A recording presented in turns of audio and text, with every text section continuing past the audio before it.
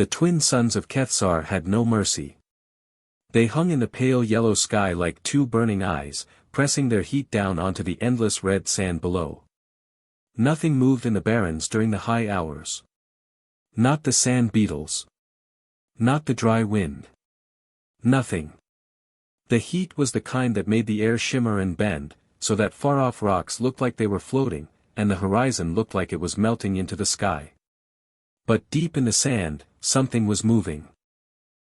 The communal hatch pit of Clan Varek sat half a mile from the nearest settlement, marked by 4 tall black stones placed at each corner. It was a sacred place. The Varek had used this same pit for generations beyond counting. The sand here was specially chosen, deep, warm, and soft, perfect for eggs to sit undisturbed for the long months before hatching. Clan mothers would come and press their hands into the sand every few days, feeling for warmth, feeling for movement. When the hatching season came, the whole clan would gather. It was the most important day of the Varek calendar. Today was that day. Dozens of eggs had cracked open through the morning. One by one, small scaled heads had pushed up through the sand, gray and green and brown, eyes blinking open for the first time against the bright sky. Each hatchling was lifted by a clan elder, checked carefully, named in a short quiet ceremony, and carried off toward the settlement. The crowd murmured warmly each time. The elders moved with practiced ease. This was a good clutch. Strong numbers. Healthy colors. The clan leaders nodded at each other with quiet satisfaction. Then the last egg cracked. It was smaller than the others. It had sat at the very edge of the pit, half in shadow, and none of the clan mothers had paid it much attention during the waiting months. When it finally split open and the hatchling inside pushed her way up through the warm sand, she did it slowly, with great effort, as if even the sand itself was reluctant to let her through. She was white. Not pale. Not light gray. White. The color of dry bone, of old ash, of something that had never seen sun and never wanted to. Her scales had no hint of the green or brown that marked a healthy Varek. Her small clawed hands were almost translucent in the bright light. And when she finally opened her eyes and blinked up at the gathered crowd, those eyes were red. Deep, quiet red, like the last color left in a dying fire. The crowd went silent. Not the warm, happy silence that followed a good hatching. This was a cold silence.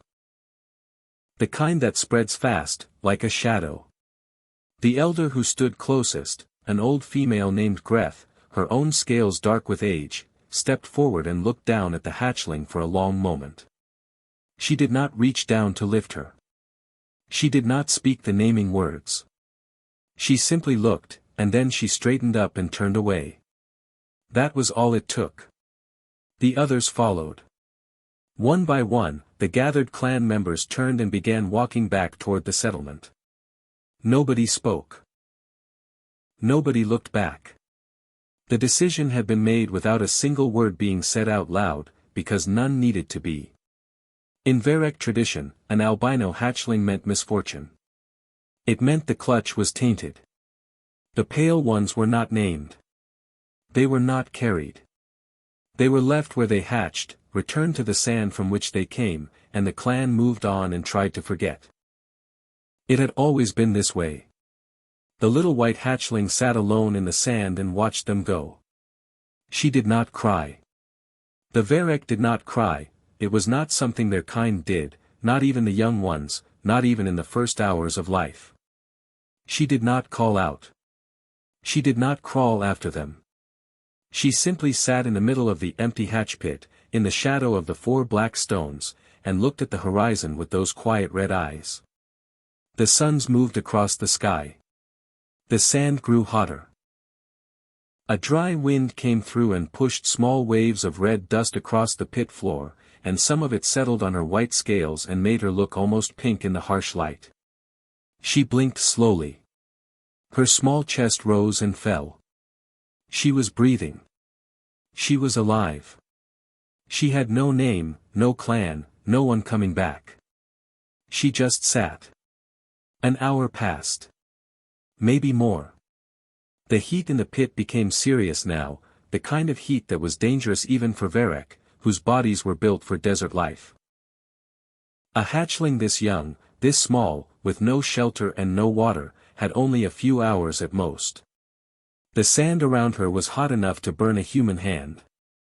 She pressed her small palms flat against it anyway, as if she was trying to feel something familiar in a world that had already decided it did not want her.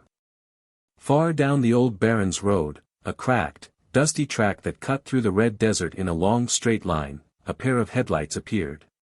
The truck was old. It was the kind of vehicle that looked like it had survived things it had no right to survive. The paint had been eaten away by years of sand and sun and was now a color somewhere between brown and nothing. The windshield had a long crack running from one corner almost to the middle. The engine made a low, tired sound, like an animal that had been working all day and knew it still had miles to go.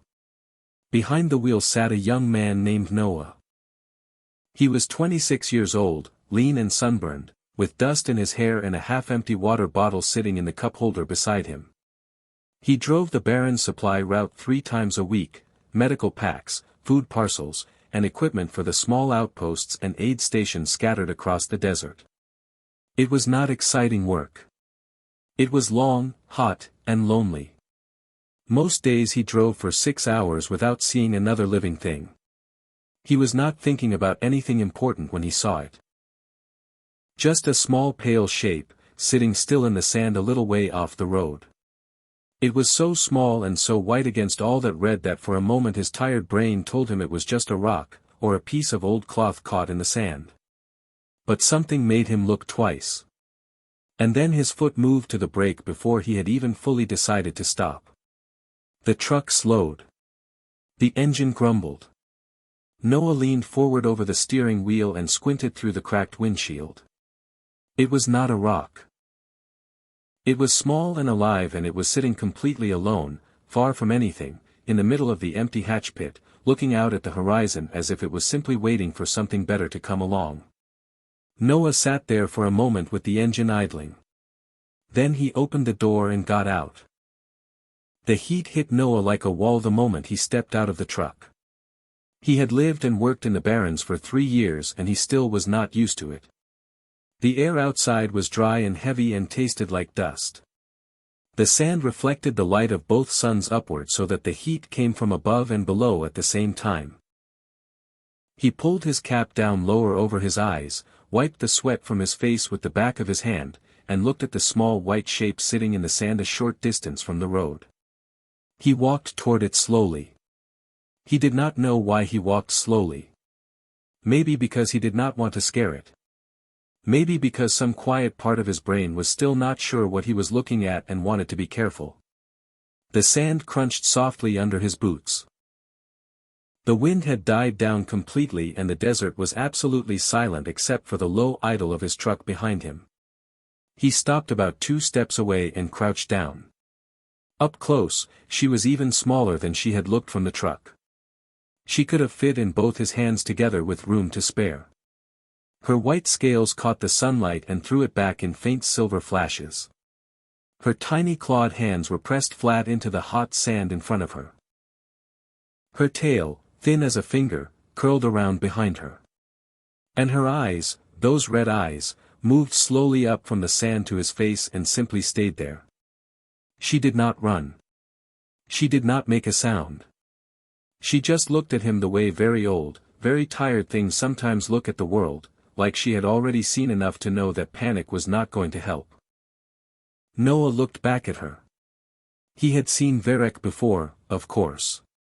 He passed through their settlements on his supply route, exchanged nods with the traders at the outpost gates, occasionally helped unload cargo alongside their workers. But he had never been this close to a hatchling. She was so small. So completely, terribly alone. The hatch pit around her was empty and still, the broken shells of the other eggs already half buried by the shifting sand. He stayed crouched and did not move for a moment. Then he unscrewed the cap of his water bottle. He held it out toward her slowly, keeping his hand low and steady, the way he had once seen someone offer food to a stray dog that did not yet trust people. He did not pour it. He did not push it forward. He just held it out and waited. She stared at the bottle. Then she leaned her small head forward and sniffed at the opening. Her nostrils flared once, twice. She pulled back slightly, considered it, then leaned in again. And then, carefully, she pressed her mouth to the opening and drank. Noah held the bottle perfectly still and let her drink as long as she wanted. She drank for a long time. Longer than he expected.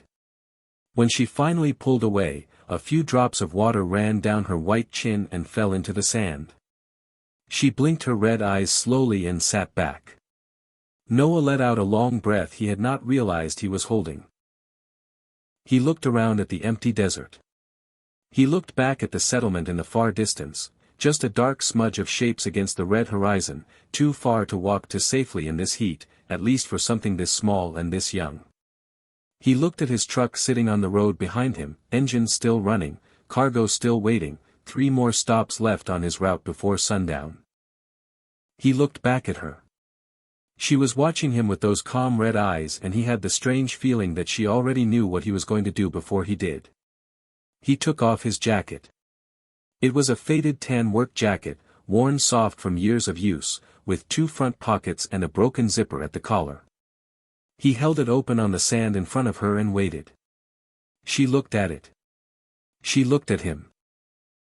Then, without being guided or lifted, she stepped forward onto the jacket herself and sat down in the middle of it, curling her tail around her feet. Noah wrapped the sides gently around her, being careful not to press too tight. She was warm against his hands, warmer than he expected. He picked her up slowly and she made no protest. She weighed almost nothing. He carried her back to the truck, opened the passenger door, and set her down carefully on the seat. She sat up straight immediately, her head just barely reaching the bottom of the window, and looked out through the cracked windshield at the desert ahead like she was ready to go wherever the road was going. Noah got in, closed his door, and sat for a second. He was a practical person. He did not usually act on impulse. He made lists. He followed his route. He delivered his cargo and drove home and got up the next day and did it again. He was not the kind of person things like this happened to. And yet here he was, sitting in his truck in the middle of the barrens with a small albino Varek hatchling on his passenger seat, wearing his jacket. He almost laughed. It came out more like a tired exhale. He put the truck in gear. As he drove, he kept glancing over at her. She sat very still, watching the desert pass outside the window with a focused, serious expression that seemed far too old for something so young and so small. She did not fidget. She did not make noise. She had the quiet patience of a creature that had already spent several hours alone in the burning sand and had decided long before he arrived that panicking was simply not an option. He thought about that. About how she had just sat there. Not running, not calling out, not doing anything desperate. Just sitting. Waiting. As if she had made some private decision to remain calm and see what happened next. Something about that made his chest feel tight in a way he could not fully explain. He reached over and adjusted his jacket around her slightly, making sure the collar was not pressed against her neck. She turned and looked at him when he did it. That direct red gaze, calm and unblinking and completely without fear. He turned back to the road. He needed to call the situation in at some point. Report it to someone at the aid station, maybe. Figure out the right thing to do. There were rules and protocols for interspecies matters and he did not know most of them. He was a driver, not a diplomat. But that was a problem for later. Right now, the desert stretched out long and empty ahead of them, the road cutting through it in a straight line toward the far horizon, and the 2 suns were beginning their slow drop toward the west, and the little white creature on his passenger seat was alive and breathing and had drunk his water and stepped onto his jacket herself like she had simply been waiting for someone to finally stop. He thought about what to call her. Names were strange things. They arrived sometimes before you understood why. He turned it over quietly in his head for a few miles, not forcing it, just letting the road go by. Then it came. Scylla. He did not say it out loud. Not yet. He just held it for a while, the way you hold something small and new before you are ready to share it. Outside the window, the red sand went on forever in every direction. Inside the truck, the small white hatchling sat straight and still and watched the road ahead. Noah kept driving. The news moved faster than Noah's truck. By the time he had driven 20 minutes down the Barrens Road and reached the first water checkpoint, there were already eyes on him. A Varek trader standing by the checkpoint gate watched the truck pass with a long, still stare. Not the usual bored glance that traders gave supply trucks. This was different. This was the kind of look that meant something had already been said, and word was already moving, and things were already being decided somewhere that Noah could not see. He noticed it but said nothing.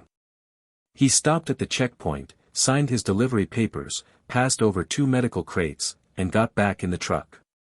Scylla had not moved from her spot on the passenger seat. She sat exactly as she had been sitting since he picked her up. Upright, still, watching everything through the windshield with those quiet red eyes. When Noah climbed back in and shut the door, she turned and looked at him briefly, then turned back to the window. He pulled back onto the road. Another 15 minutes passed. The desert on both sides was flat and empty and red. The cracked road ran straight ahead. Noah was beginning to think maybe he had imagined a strange look at the checkpoint when he saw the dust. 3 separate trails of it, rising from the direction of the main Varek settlement to the east. Moving fast. Moving toward the road. He slowed the truck without fully stopping, watching through the windshield. The dust trails grew and took shape and became 3 large sandrunners, the low wide vehicles the Varek used for desert travel, built close to the ground with broad flat tires that barely sank into the sand.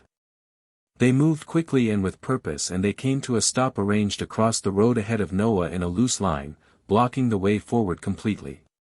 Noah brought the truck to a full stop. He sat for a moment with both hands on the wheel, engine idling, looking at the 3 vehicles ahead. From each one, a figure stepped out.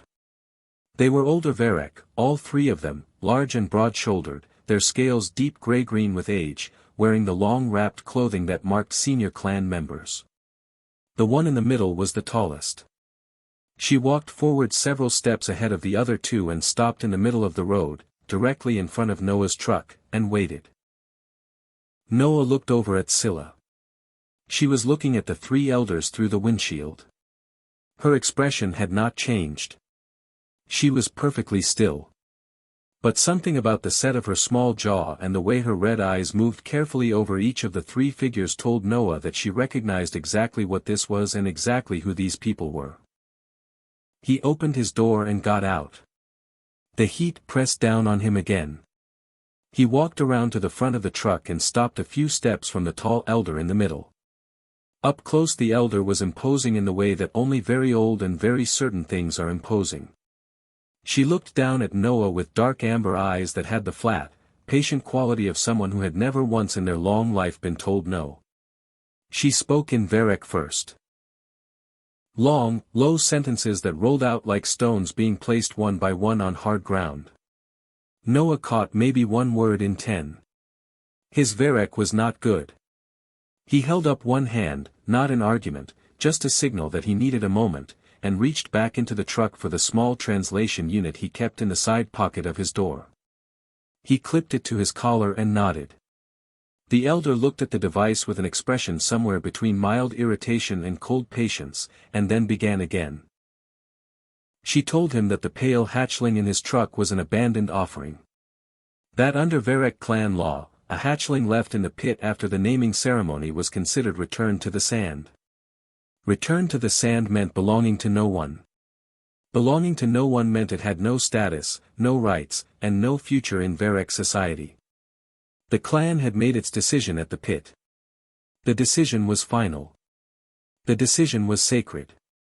No outsider had the authority to override a sacred clan decision. The hatchling needed to be returned immediately.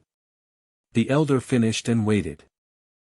The other two stood slightly behind her, arms folded, watching Noah the way you watch something you have already decided is going to do the wrong thing.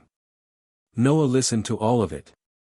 He stood in the heat with the sun pressing down on the back of his neck and the translation unit crackling softly at his collar, and he listened to every single word without interrupting. He did not look angry. He did not look nervous.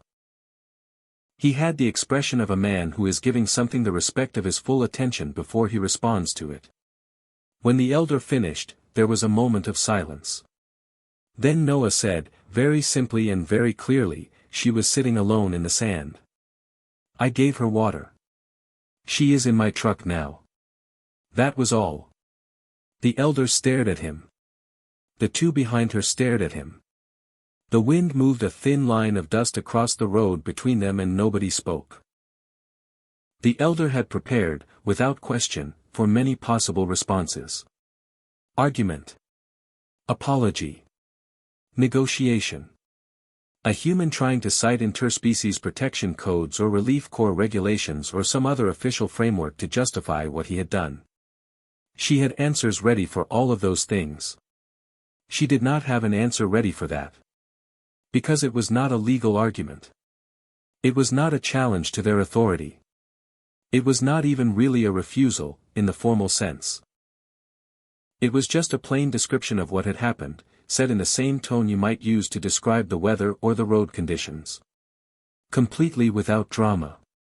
Completely without apology. Just the facts as Noah understood them, laid out in one quiet sentence. The elder drew herself up to her full height, which was considerable, and looked down at this dusty young human standing in the road in front of a battered old supply truck. Noah looked back at her. He was not defiant. He was not aggressive. He was just standing there, calm and sunburned, with dust on his boots and a broken zippered jacket that was currently wrapped around a small albino hatchling sitting on his passenger seat. Another long moment passed. The elder turned. She said something short and low to the other two that the translation unit did not fully catch. Then all three of them walked back to their sandrunners. The engine started. The vehicles turned around in the sand with slow precision and drove back the way they had come, 3 dust trails rising behind them and fading into the hot air. Noah watched them go. Then he walked back around the truck and got in. Scylla had not moved. She had watched the entire exchange through the windshield without making a single sound. Her red eyes had tracked the tall elder the whole time. They had tracked the other two. They had watched Noah stand in the road and say his one quiet sentence. They had watched the elders leave. Now she looked at Noah.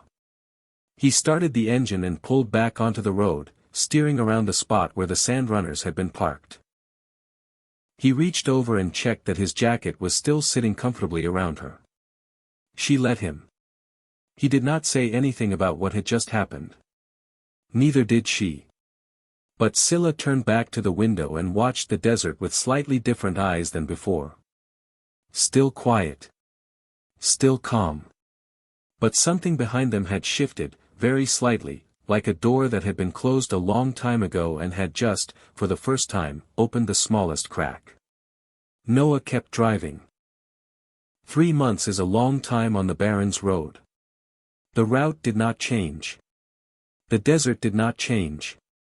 The cracked road and the red sand and the 2 suns crossing the pale sky every day, none of it changed. But inside the old truck, things changed considerably. It started small. Scylla learned the word for water on the 3rd day, because Noah said it every time he handed her the bottle, and she was the kind of creature that only needed to hear something once. By the end of the 1st week she knew water, stop, go, hot, and the specific sound Noah made when he was thinking hard about something, a low hum through his nose that she began to imitate with surprising accuracy, which made him laugh the first time he heard it coming from the passenger seat. Laughing was something she had not seen before him. She studied it carefully the first few times. The way his face changed. The way his shoulders moved. The way it seemed to come out of him without him planning it. It took her another week before she understood that it was not a warning sound or a signal of any kind. It was just something that happened when something was good. She filed that away and kept watching. Then Leah arrived. Her full name was Leanne, but she went by Leah, and she had been working with the Interspecies Relief Corps for 4 years, first in the northern outposts and now reassigned to the Baron's supply corridor. She was practical and direct, and she carried a worn canvas bag everywhere that seemed to contain, at various times, medical supplies, 3 different notebooks, a thermos of cold tea, and an almost endless collection of small useful things that she produced at exactly the right moments. She climbed into the back of Noah's truck at the Heron outpost on a gray morning and handed him a reassignment sheet and said, "I hear you have a passenger." Noah glanced at Scylla on the front seat. Scylla looked at Leah with those flat red eyes. Leah looked back without flinching and said, "Hello." Scylla said nothing. But she did not look away either, which, as Noah had come to learn, was actually a significant response. Leah sat down, opened one of her notebooks, and got to work. She had a gift for language that Noah did not have and had never pretended to have. She had studied basic Varek phonetics as part of her core training, and she understood, in a way Noah had learned mostly by instinct, how Varek hatchlings processed and stored new information. She did not drill Scylla with word lists or hold up pictures like a classroom exercise. She simply talked. Constantly and naturally, narrating small things as they happened, pointing at objects and saying their names once without pressure or expectation, and then moving on. Scylla absorbed it all. By the end of the second week with Leah on board, Scylla was producing short 2-word responses in English with a pronunciation that was slightly flattened and sharp at the edges but completely clear. By the end of the first month she was speaking in full sentences. Short ones at first. Direct and simple. But full sentences. She did not waste words. That was the thing Noah noticed most. When Scylla spoke, she said exactly what she meant and nothing extra. There was no filler, no softening, no talking around the edges of a thing. She said the thing and stopped. It made every word she produced feel deliberate and considered, like each one had been examined before it was allowed out. Leah found it fascinating. Noah found it quietly wonderful. The months moved. The route moved with them. Scylla grew, not dramatically, not in great visible jumps, but steadily and surely. Her white scales stayed white, but they thickened slightly, catching the light differently than they had in the first weeks. She began asking questions. Specific questions, about the cargo, about the outposts, about the people they met at each stop. She remembered every answer and never asked the same question twice. She also began listening to the radio. Noah kept an old shortwave unit mounted under the dashboard that picked up the outpost communication channels, the regional weather reports, and occasionally, if the sky was clear and the signal was good, the inter-settlement legal broadcast that transmitted new clan rulings and formal notices across the Barrens region. Most of it was dry and technical. Noah usually had it on as background noise. Scylla listened to it like it was the most important thing she had ever heard.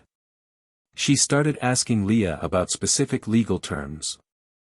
Leah answered what she could and looked up the rest.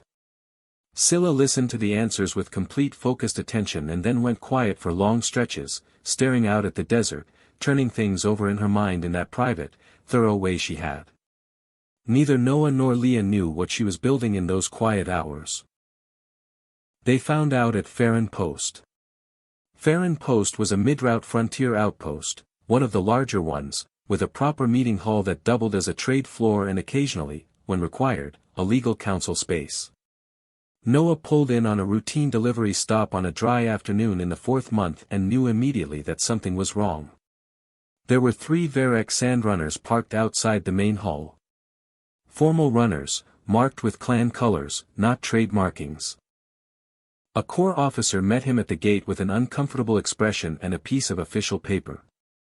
A formal legal petition had been filed with the Barrens Regional Council. The clan had gone through proper channels this time. No blocking the road. No elder standing in the dust. An actual document, filed correctly, requesting the immediate return of an abandoned hatchling currently in unlawful possession of a non-Varek civilian. Noah read the paper once and looked up. The officer said, "The council is sitting right now. They are expecting you." The meeting hall was a wide low-ceilinged room with a long table at one end where 4 council members sat, 2 human core representatives and 2 senior Varek figures who were not the same elders from the road but carried the same quality of absolute certainty. A small audience of outpost workers and traders sat along the walls. The tall elder from the road was not present, but her replacement was just as large and just as composed. Noah walked in. Leah walked in behind him. Scylla walked in behind Leah. She was, as she had always been, barely knee-height. She walked straight. She did not look at the audience along the walls. She looked at the council table.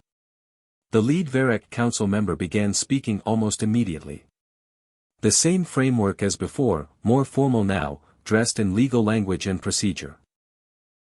The hatchling had been abandoned in accordance with sacred clan tradition. The abandonment made her property of no one. No external party had legal standing to claim or retain her. The petition requested her return to the pit, where the death rite would be completed properly and the matter closed. The room was quiet and official and heavy with procedure. Then Scylla walked forward. She walked past Noah. She walked past Leah. She walked all the way to the council table and stopped in front of it. The surface of the table was at her eye level. She looked up at the 4 council members with complete calm. She spoke in Varek. Not broken Varek.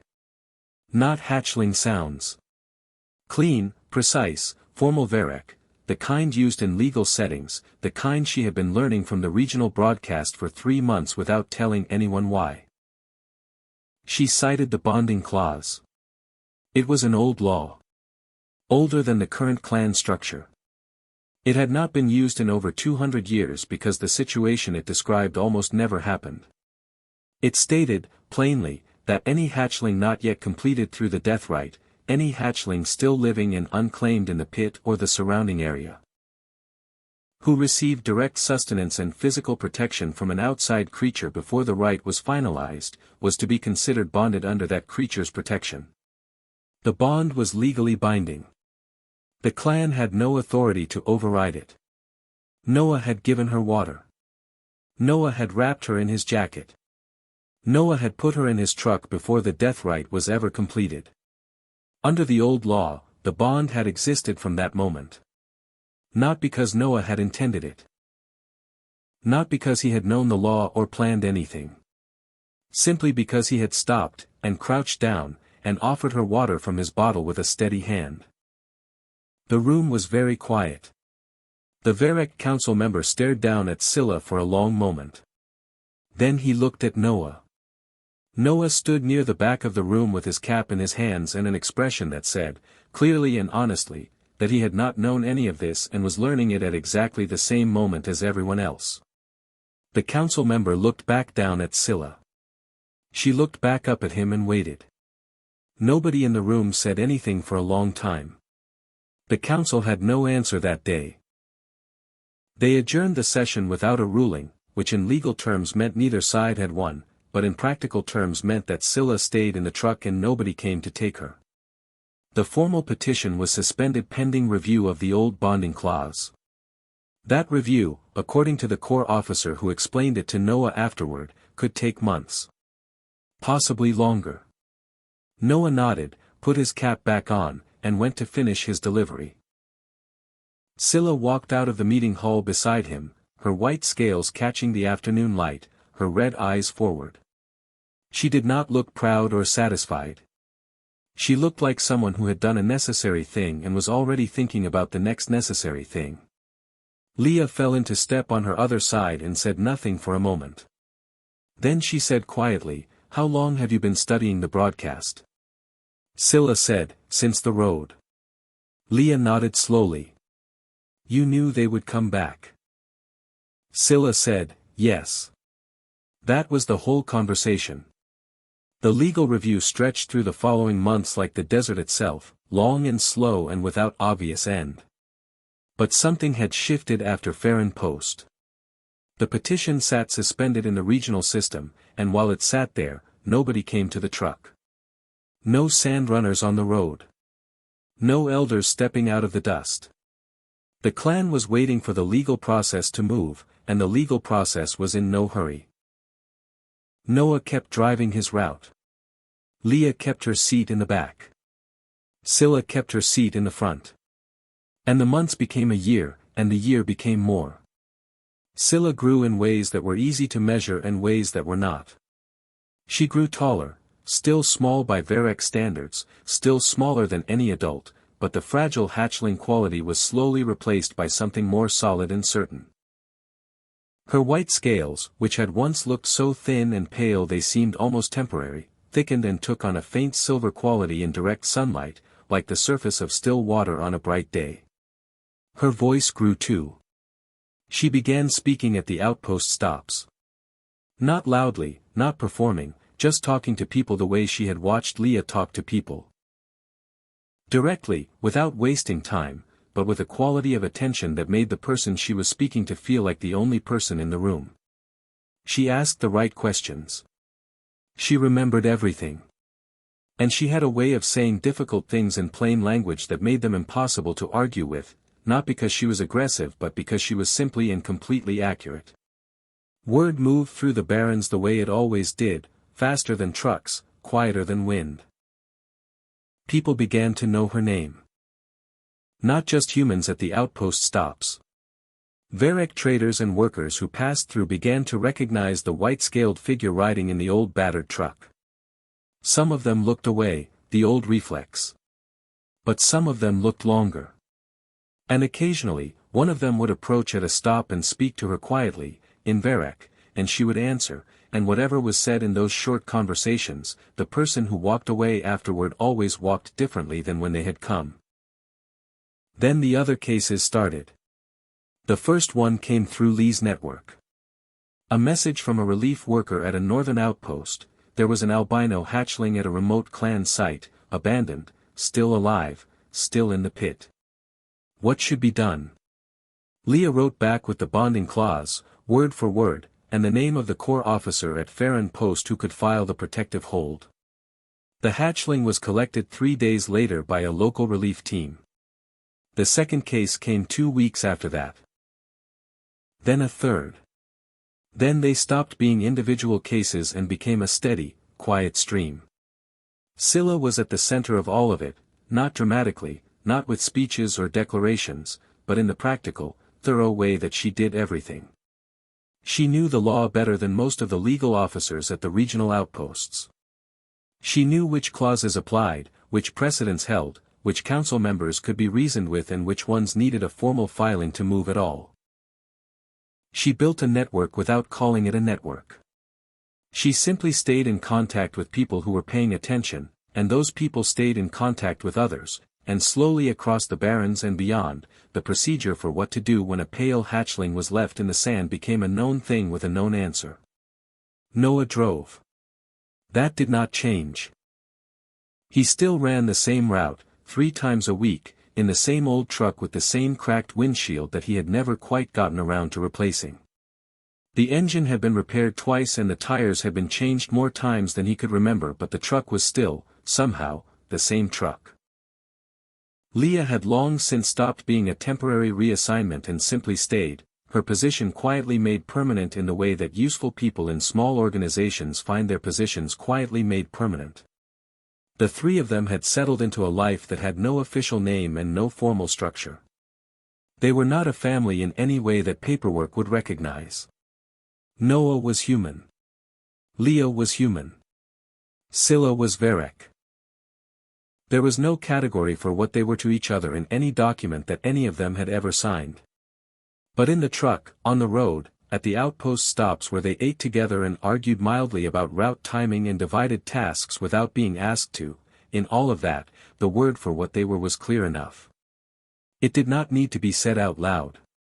It just was. The Varek had no word for a family you chose from nothing, built from the wrong pieces, held together by no obligation except the one you felt in your chest when you looked at the people beside you. But Scylla was working on finding one. 5 years after a pale hatchling sat alone in a sand pit beneath the twin burning suns of Keth'Saar, the same twin suns were beginning their slow afternoon drop toward the horizon, and the old truck was moving through the barrens on a quiet day with light traffic and a clean road and nothing urgent waiting at the next stop. Noah was driving. Leah was in the back reading something. Scylla was in the passenger seat. She was always in the passenger seat. The desert rolled past on both sides, the same deep red it had always been, the same flat endless reach of it broken occasionally by rock formations and dry creek beds and the far smudge of a distant settlement. Scylla watched it the way she always watched it, not lazily, not absently, but with the steady, patient attention of someone who understood that the desert looked empty right up until the moment it was not. She saw it before Noah did. A small shape. Far off the road. Sitting completely still in the open sand between two low dunes. Too small to be an adult. Too pale to be anything but one thing. Her hand was on the dashboard before she had decided to move it. She said, "Stop the truck." Her voice was calm and flat and certain, the same voice she used in council rooms and legal hearings and quiet conversations at outpost gates. Noah had already moved his foot to the brake. The truck slowed. The engine dropped to a low idle. The old vehicle rolled to a gentle stop on the cracked road and the dust that had been trailing behind them caught up and drifted past and settled back into the desert. Noah looked out at the small pale shape in the sand. He said nothing. There was nothing to say that the stopping had not already said. In the back, Leah had already put down her reading and was reaching for her canvas bag. Scylla opened the passenger door. She stepped out into the heat, which she had long stopped noticing. She walked off the road and into the sand, her footsteps quiet and unhurried. The small shape in the distance did not run. Did not cry out. Just sat in the sand with the infinite patience of something that had been left behind and had not yet stopped waiting. Scylla walked toward it and crouched down. She was still white. She was still the pale one. She still had red eyes that people looked at too long and then looked away from too fast. She knew what it was to sit in the sand and watch everyone walk in the other direction. She reached into the pocket of her jacket and took out a small water bottle. She held it out, low and steady, and waited. The tiny hatchling leaned forward and sniffed at the opening. Then it drank. Behind her on the road, the old truck sat with its engine idling quietly in the desert heat, and Noah sat behind the cracked windshield watching, and the twin suns moved their slow way across the pale yellow sky, and the barrens stretched out in every direction as far as anything could see. The story had not ended. It had just found the next place to begin.